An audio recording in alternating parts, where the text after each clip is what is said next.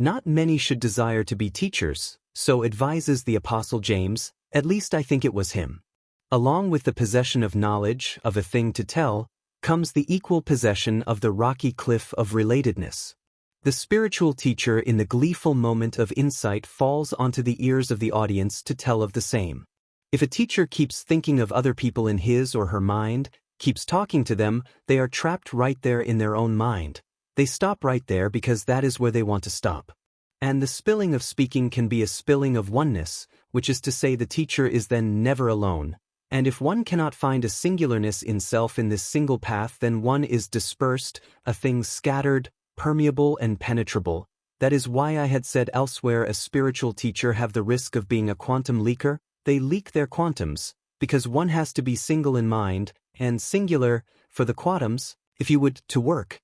Often when I lie still in bed, mostly when I wake up, when the suppression system of the automation of the brain has not yet kicked in to give me a little air above the mass of thoughts, to suppress things towards lucidity for the day, then, it is then that so many negative thoughts, memories, things from televisions, come presenting themselves to me in an endless queue, as though they are idle and angry peasants and I am their king. Oh, that I would have perfect peace in mind, and I wonder where this intrusion comes from. It is a foreign ingredient.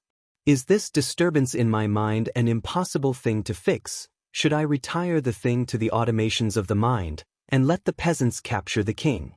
What are these negative thoughts in our minds? A mistress of the night? Some beam from the planet Saturn that burned a hole into our consciousness.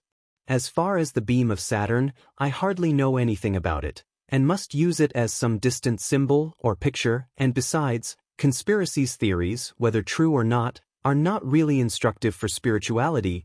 There is admittedly careful room for this knowledge, but they will steal more than they give, and though it is true that there are reptilians and gray aliens and all that, and the returns of the giants, it is notwithstanding wiser to insist that for the most part wayward theories are an invasive species in the garden of our minds. They are not squirrels to play with, they are goblins that dig burrows in our minds and steal our peace, because the true peace of God is true peace wherein is life.